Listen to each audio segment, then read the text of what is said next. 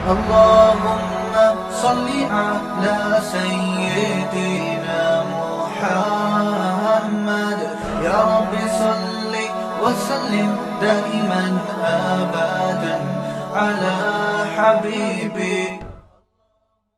دیکھو ہمیں اللہ نے پیدا کیا اپنی عبادت کے لیے, اپنی غلامی کے لیے. مجھے راضی کرنا ہے تو اللہ کو راضی کرنے کے جتنے کام ہیں نا سارے کرنے پڑیں گے. ان کاموں میں دنیا کمانا بھی ہے. دل لگانے پر پابندی ہے, کمانے پر پابندی نہیں ہے. نہیں آئی بات سمجھ میں؟ دل لگانے میں اور کام کرنے میں فرق کیا ہے؟ اب سوال پیدا ہوتا ہے جب دل ہی لگے گا تو کمائیں گے کیسے؟ ابے اللہ کے لیے کمائیں گے نا. اور جب اللہ کے لیے کمائیں گے تو کچھ لذتیں بھی حاصل ہوں گی دنیا کی, پھر ان لذتوں میں مزہ بھی آئے گا. دیکھو جب آپ افطاری کے وقت رمضان میں صبح روزہ رکھتے ہو سحری کے وقت, ٹھیک ہے نا, شدید گرمی کا روزہ ہے, بڑا لمبا روزہ ہے, سارا دن بھوکے پیاسے. کیوں؟ اللہ نے پابندی لگائی ہے, نہ پانی پینا ہے نہ کھانا کھانا ہے, برداشت کیا اللہ کے لیے. پھر جب سورج غروب ہونے کا وقت آتا ہے, اب اللہ کہہ رہے میری عبادت اگر کرتے ہو تو کیا کرو؟ اب نہیں کھاؤ کیا؟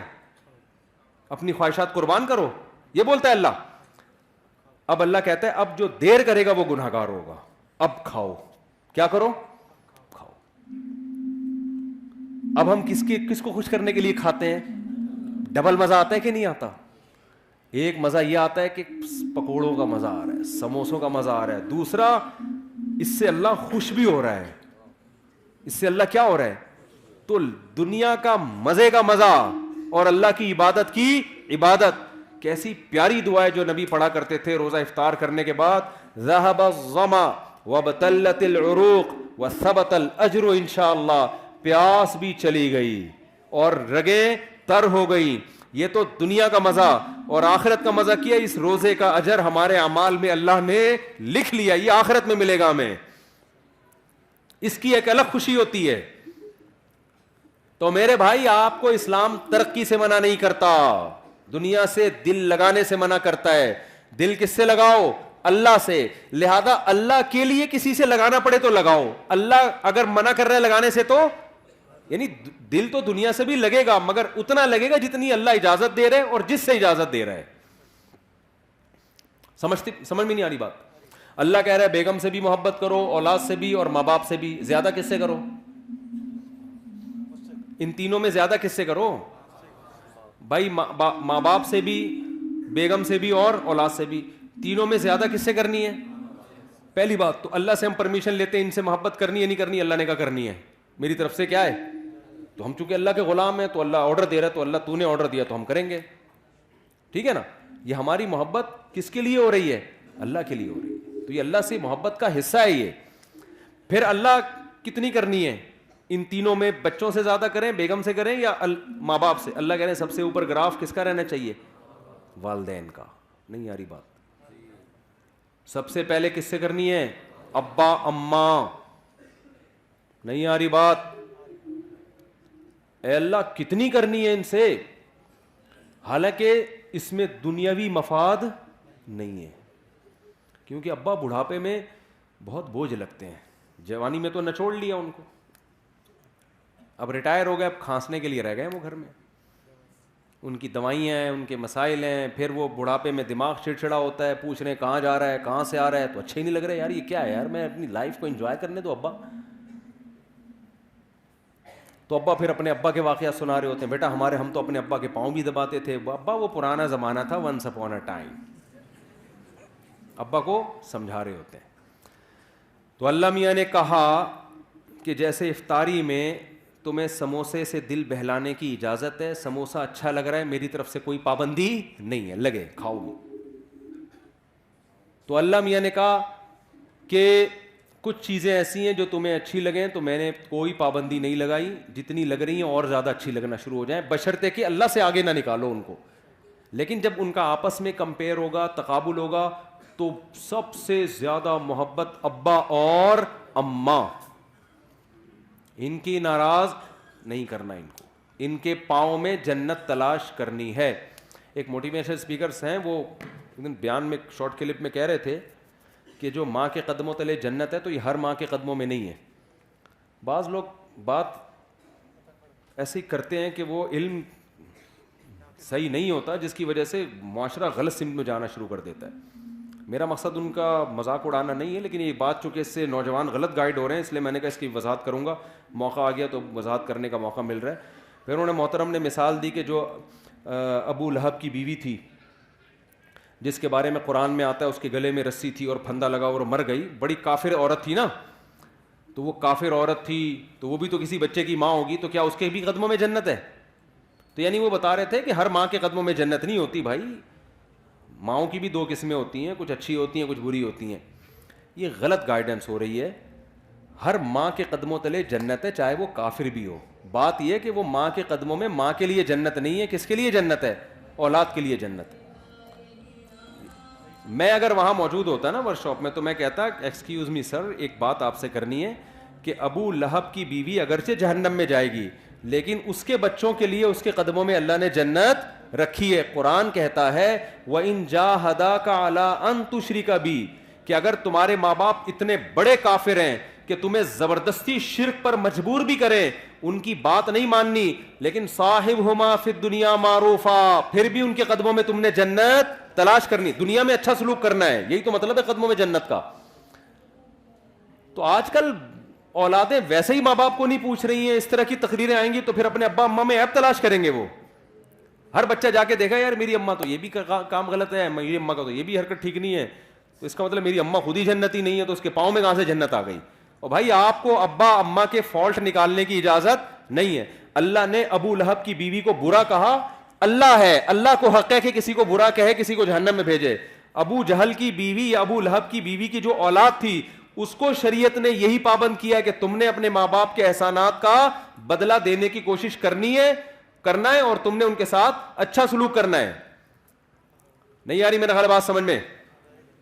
تو آپ کو تو حکم ہے کہ آپ کے ابا اچھے ہیں برے ہیں, بھائی آپ کو اچھا سلوک کرنا ہے. تو اللہ میاں, میں یہ کہہ رہا تھا کہ بس بات ختم کر رہا ہوں, ترقی میں پیچھے جب رہیں گے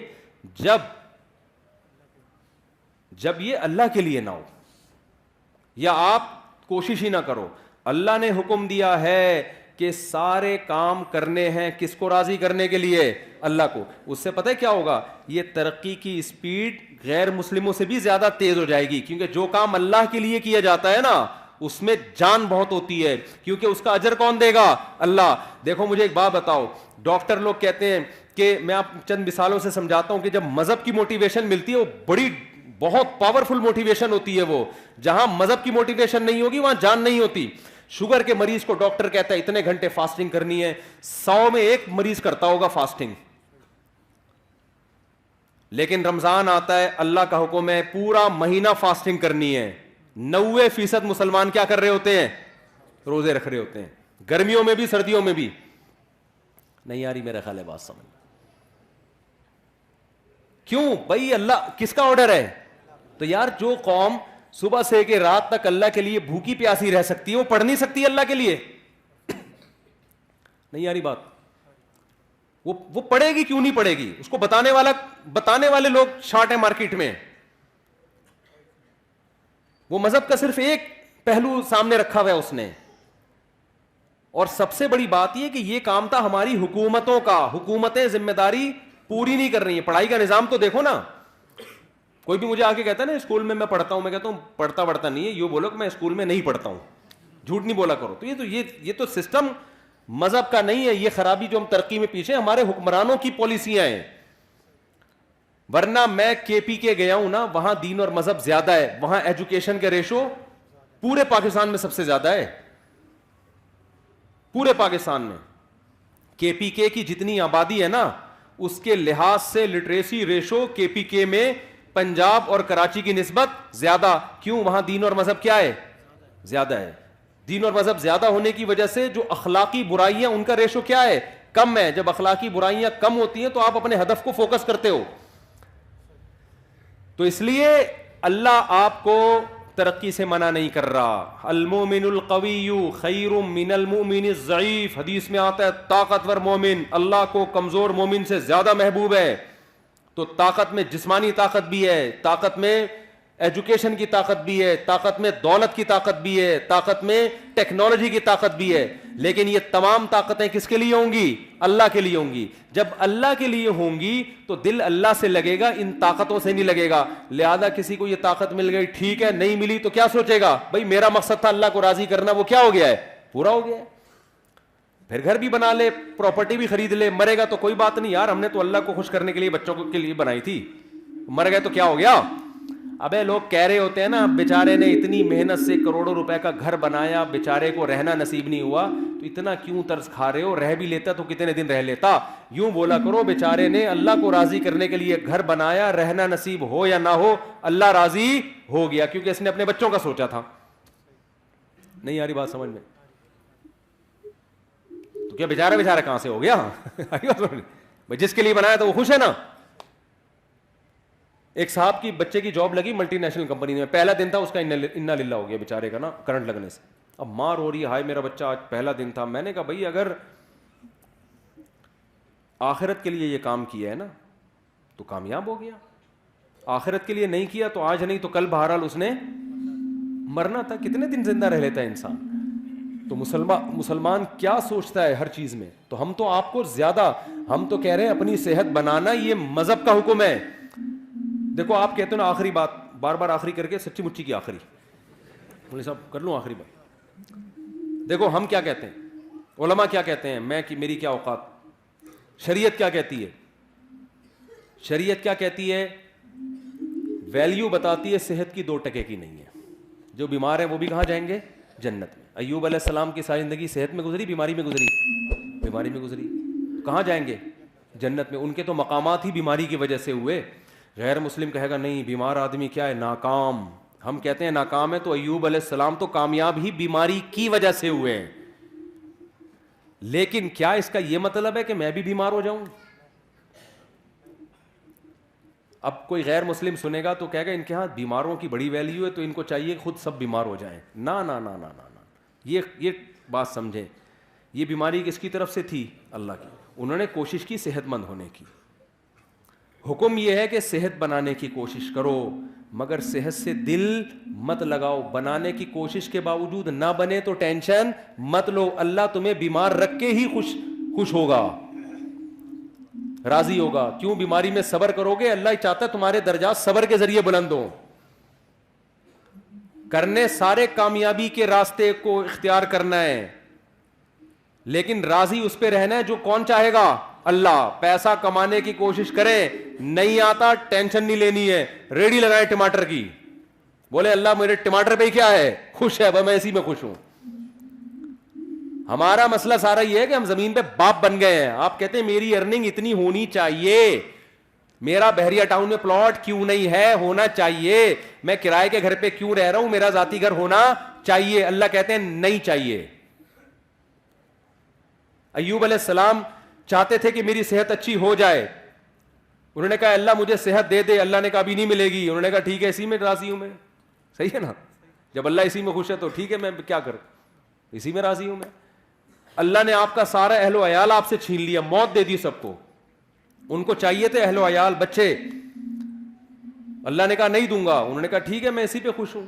پھر جب دیکھا اللہ نے ہر طرح سے ایوب علیہ السلام کو آزمایا, آخر میں دیکھا کہ ان کی زبان سے ساری زندگی ناشکری کا ایک جملہ نہیں نکلا. تو بعضوں کو اللہ دنیا میں نعمتیں لوٹا دیتا ہے, بعضوں کو آخرت میں. ایوب علیہ السلام کا چونکہ واقعہ قرآن میں بیان کرنا تھا, اللہ نے دنیا میں, اللہ نے ان کو صحت بھی دی. انہوں نے کہا اللہ تو نے مجھے صحت دی ہے, مجھے میری آل اولاد بھی واپس چاہیے. اللہ نے سب کو زندگی دی, آپ کا پورا خاندان آباد کر دیا.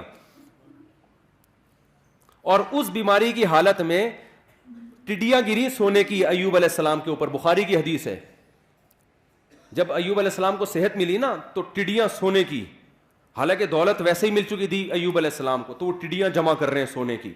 تو اللہ نے کہا کہ اے ایوب کیا میں نے تجھے مستغنی نہیں, اتنا پیسہ دے دیا تجھے, اب تو یہ سونے کی کیوں جمع کر رہا ہے؟ تو ایوب علیہ السلام نے کیا کہا, اے اللہ میں تیری رحمت سے مستغنی نہیں ہوں. بات آ رہی ہے سمجھ میں, کہ جب تو دے رہا ہے تو پھر میں لوں گا, پھر میں نہیں کہوں گا کہ مجھے نہیں چاہیے. جب تو نہیں دے رہا تھا تو میں اسی میں انجوائے کر رہا تھا, خوش تھا میں اس میں, صبر کر رہا تھا. انجوائے کا مطلب صبر کر رہا تھا میں, راضی تھا. جب تو دے رہا ہے تو پھر تو لیں گے نا. لوگ پتہ ہے مولویوں سے یہ تصور رکھتے ہیں کہ غریب بھی یہ رہے, پیسہ آئے تو بھی ٹکرے ماریں گے, نہیں چاہیے وہ, سارے پکوڑے سموسے ہم ہی کھائیں. یہ مولوی لوگ رکشے میں ہی جائیں, W11 میں لٹک لٹک کے جائیں. تو بھائی اگر کسی مولانا کے پاس پیسہ ہے یا گاڑی ہے, وہ تو ضروری نہیں جس کے پاس گاڑی ہو پیسہ بھی ہو, یہ جس کی 4 بیویاں ہو پیسہ بھی ہو, یہ ضروری نہیں ہے. ہمارے نبی کی 9 بیویاں تھیں, پیسہ نہیں تھا. علماء کو تو ویسے ہی لوگ گاڑی میں بٹھا کے لے جا رہے ہوتے ہیں. اور اگر آ بھی گیا ہے پیسہ تو بھائی جب آ رہا ہے تو پھر تھوڑی ہے کہ لات مارو اس کو, پھر تو آنے دو, اللہ کی نعمت ہے. اگر آپ افطاری کے لیے بیٹھے ہو اور سموسے پکوڑے آ جائیں, آپ کہیں نہیں میں نہیں کھاؤں گا, تو اللہ خوش ہوگا؟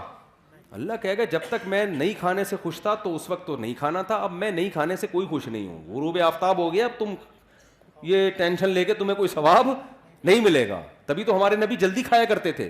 اور عید الفطر والے دن ہمارے نبی عید الفطر کی نماز سے پہلے کھایا کرتے تھے, یہ بتانے کے لیے کہ آج ہمارا روزہ نہیں ہے, آج ہم کھائیں گے صبح, کیونکہ اللہ نے پابندی ہٹا لی ہے تو ہم کھائیں گے اب. تو اس لیے میرے بھائی جب آ رہا ہے تو پھر آنے دو, دل پھر بھی نہ لگاؤ, نہ اس وقت لگاؤ نہ اس وقت, جب آ رہا ہے تو پھر اللہ کی نعمت سمجھ کے. تو ایوب علیہ السلام کو اللہ نے ان کا اہل و عیال بھی دے دیا, اللہ نے ان کو دولت بھی دے دی, اور یہی ان کی آزمائش تھی جس پر اللہ نے ان کا ذکر قرآن میں, نعم العبد, کیا خوب بندہ تھا ہمارا. تو اس لیے میرے بھائی صحت کی بھی کوشش کرو. ایک بیماری اللہ کی طرف سے ہوتی ہے, ایک کس کی طرف سے ہوتی ہے؟ آپ کی حرکتوں کی طرف وجہ سے. جو حرکتوں کی وجہ سے آپ کو ترقی نہیں مل رہی نا, اس پہ اللہ راضی نہیں.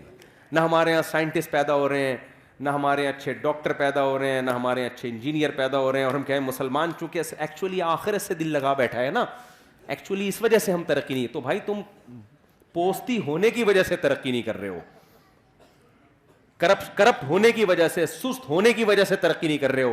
اس ترقی کو یہ نہیں کہیں گے کہ دنیا سے دل نہیں لگایا ہوا, یہ دنیا سے دل لگانے کی وجہ سے نہیں ہو رہی, کیونکہ صبح اٹھتا ہے اپنی مرضی سے, دل لگایا ہوا ہے کہ سارے مزے میں ابھی اڑا لوں, گٹکے میں ٹائم گزار رہا ہے, چھٹے لگا رہا ہے, گٹروں کے ڈھکنوں پہ رات بھر بیٹھا ہوا ہے, تو صبح یونیورسٹی کہاں جائے گا؟ آئی بات سمجھ میں؟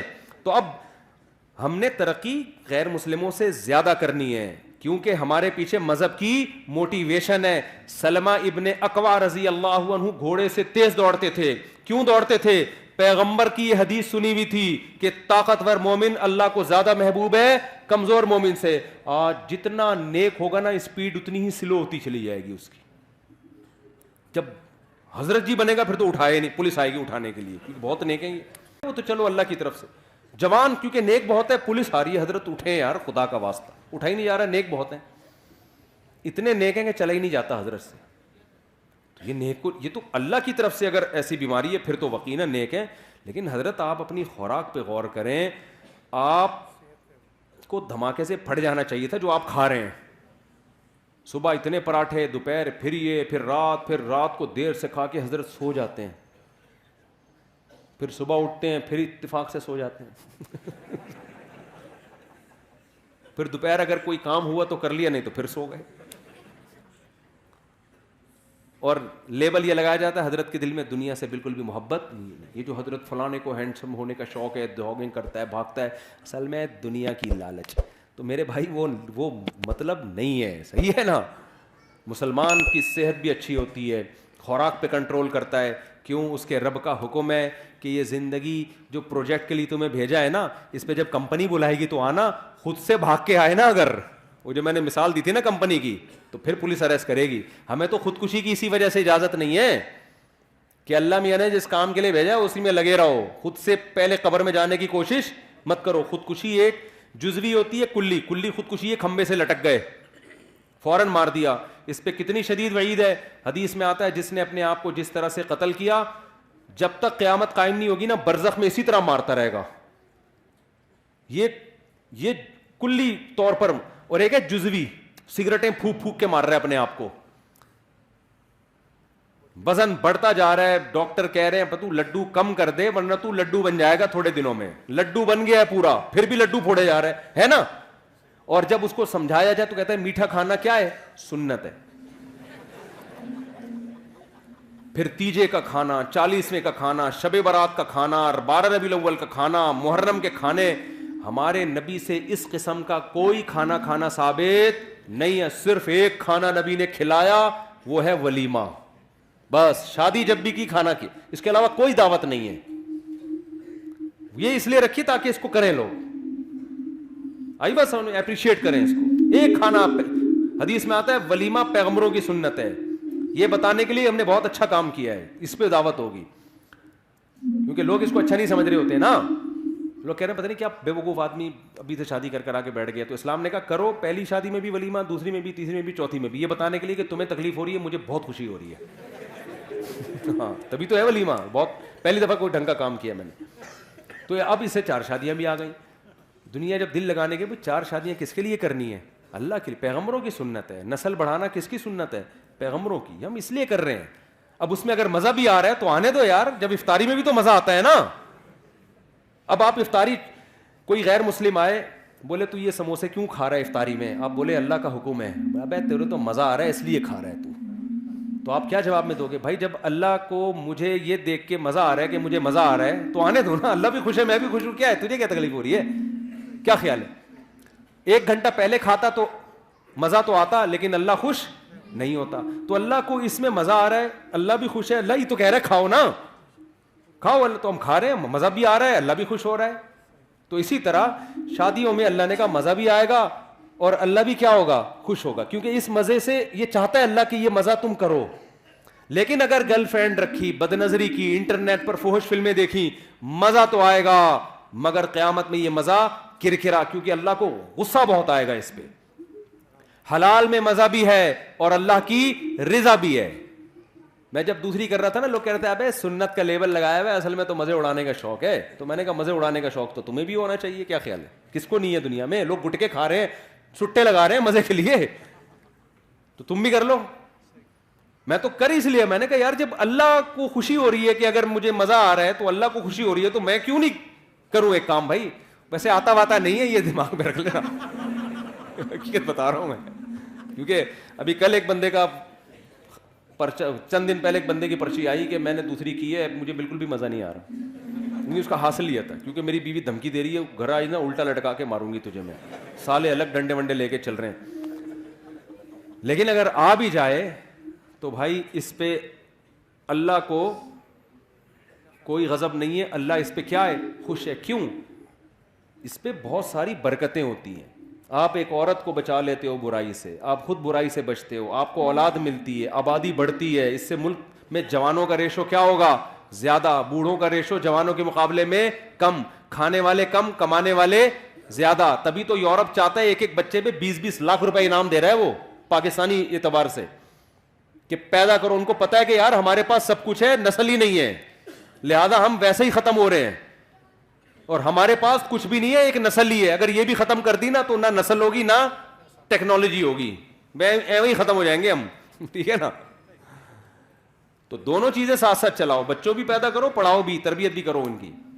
تو خیر اس لیے بھائی شادیاں بھی ہیں اسلام میں, اور اسلام تو جلدی شادی کا حکم دیتا ہے, عورتوں کے گھر بستے ہیں اس سے. تو میں نوجوانوں سے کہتا ہوں نہ فلمیں دیکھو, نہ لڑکیوں سے دوستیاں لگاؤ, کیا کرو بھائی؟ نکاح کرو. اور آخری بات, بالکل واقعی سچی مچی کی آخری بات, اب میں بالکل کائنڈلی بیٹھ جانا, آخری سچی مچی کی آخری. دیکھو یہ تو میں نے آپ کو وہ باتیں بتا دیں جو اسلام میں آپ کو حکم دیا گیا ہے, اور اس میں ہماری دنیا کا بھی فائدہ ہے. کچھ باتیں ایسی ہیں کہ اسلام لیکن یہاں سے شروع نہیں ہوتا کہ ترقی ہی کرنی ہے, یہ بھی ایک حصہ ہے. شروع پتہ ہے کہاں سے ہوتا ہے اسلام؟ سب سے پہلے مسلمان کو اللہ کا بندہ بنانے کے لیے, کلمہ توحید پڑھوانے کے لیے اسلام جو سب سے پہلا عمل آپ سے کرواتا ہے نا, تاکہ آپ یہ ثابت کریں کہ میں اللہ کا بندہ ہوں, وہ سب سے پہلا عمل ہے 5 ٹائم مسجد میں جماعت کے ساتھ نماز پڑھنا. سمجھ میں آ رہی ہے بات؟ 5 ٹائم مسجد میں جماعت کے ساتھ نماز. جو یہ نہیں پڑھتا وہ ترقی کرتے کرتے چاند پہ پہنچ جائے. اللہ کہتا ہے کہ تو نے جو بیسک حکم تھا وہی ادا نہیں کیا, تو اب تیری اس ترقی سے مجھے کوئی واسطہ نہیں ہے. اسلام میں روزے سے زیادہ, زکوٰۃ سے زیادہ, حج سے زیادہ, ہر حکم سے زیادہ کس کی اہمیت ہے؟ نماز کی. واحد حکم ہے جس کے بارے میں بعض ائمہ کی یہ رائے ہے کہ نماز جان کر چھوڑ دینے والا اسلام سے خارج ہو جاتا ہے. تو جتنے لوگ یہاں بیٹھے ہوئے ہیں نا فجر میں بھی اتنے ہی بولو ہونے چاہیے. شروع تو یہاں سے ہوگا نا, یہ ڈائریکٹ سائنسدان بن جاؤ گے؟ بننا تو ویسے بھی نہیں ہے, یہاں سسٹم ہی نہیں ہے یہاں سائنس, جو بنتے ہیں وہ ویسے ہی باہر چلے جاتے ہیں, یہاں رہتے ہی نہیں ہے. تو ابتدا کہاں سے کرنی ہے؟ پہلے یہ تو ثابت کرو اے اللہ ہم تیرے بندے ہیں. تو یہ ثابت کرنے کے لیے صرف سموسے نہیں کھانے افطاری کے ٹائم پہ بیٹھ گئے, یا 4 شادیاں نہیں ہے. سب سے پہلے کیا ہے؟ نماز ہے. سب سے پہلے کیا ہے؟ تو جتنے لوگ یہاں مقامی بیٹھے ہوئے ہیں ہاتھ اٹھا کے وعدہ کریں کل فجر کی جماعت کتنے بجے یہاں پہ؟ 6:25 پہ. تو 6:15 بجے کم از کم 10 منٹ پہلے آئے نا. جتنے لوگ یہاں بیٹھے ہوئے ہیں ابھی وعدہ کریں کہ سب 6:15 پہ یہاں مسجد میں موجود ہوں گے. جتنے محلے کے لوگ ہیں ہاتھ اٹھا کے وعدہ کریں ابھی. اور اس کی پلاننگ رات کو کر کے سونا ہے. اب آپ کہہ سکتے ہیں جی جزاک اللہ, اب آپ کہہ سکتے ہیں صبح اٹھائے گا کون؟ الارم جو ہے نا ابھی لے لیں جا کے, کوئی تیز گھڑی, تیز الارم والی گھڑی ابھی خریدیں جا کے. کراچی کی سردیوں کی راتیں بہت لمبی راتیں, بھی مارکیٹیں کھلی ہوئی ہوں گی. تیز الارم والی گھڑی رکھیں, سوئیں اور دور الماری کے اوپر رکھ دیں. قریب رکھ کے سوئیں گے نا تو دبا کے دوبارہ سو جائیں گے آپ. ہاں, تیز الارم والی گھڑی دور رکھیں, اتنی زور سے بجے کہ آپ کو ٹینشن ہونا شروع ہو جائے, یار اس کو اٹھ کے جا کے بند کرنا پڑے گا ورنہ محلے والے آ جائیں گے. ایسی گھڑی ہو, دور رکھیں اس کو. ہوتا یہ ہے کہ جب آدمی گہری نیند میں ہوتا ہے پھر کہتا ہے یار بیان میں مفتی صاحب نے کیا تھا, فجر کی اہمیت بھی بہت بیان کی تھی, اللہ کی بندگی کے لیے ہم دنیا میں آئے ہیں, کمپنی نے پروجیکٹ دیا تھا, یہ دیا تھا, وہ بڑے سے وہ گھوڑے سے دوڑنا چاہیے, یہ کرنا چاہیے, سموسے بھی کھانے چاہیے, سب چیزیں اٹرم پٹرم نہ آ رہی ہوں گی, عمل زیرو ہوگا. تو شروع کہاں سے کرنا ہے بھائی؟ نماز سے. پھر جب گہری نیند ہوگی آدمی کہے گا کل سے انشاءاللہ میں فجر کی نماز شروع کروں گا, اور وہ کل قیامت تک نہیں آئے گی. گہری نیند میں یہی آ رہا ہوتا ہے. تو آپ نے کیا کرنا ہے؟ دور رکھنا ہے. اس سے جب آپ اٹھ کے جائیں گے نا اس کو بند کرنے کے لیے تو آدھی نیند آپ کی غائب ہو چکی ہوگی. اس کے بعد آپ نے کیا کرنا ہے؟ شیطان کہے گا ابے مسجد کے تو پورا ہی ایک دن سے ہی مولوی بن جائے گا کیا, تو اتنا نیک بن جائے گا؟ ابھی آہستہ آہستہ یار, ابھی تو ہم عشاء سے شروع کریں گے. تو آپ نے شیطان کو کیا کہنا ہے؟ یہ میں بالکل صحیح نسخہ بتا رہا ہوں.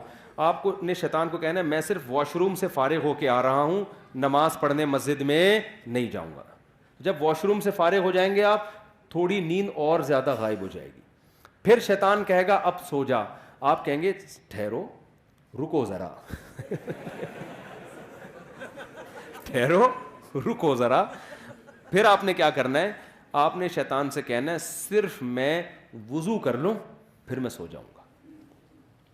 یہ حدیث کا مفہوم پیش کر رہا ہوں میں. شیطان 3 گرہیں لگاتا ہے.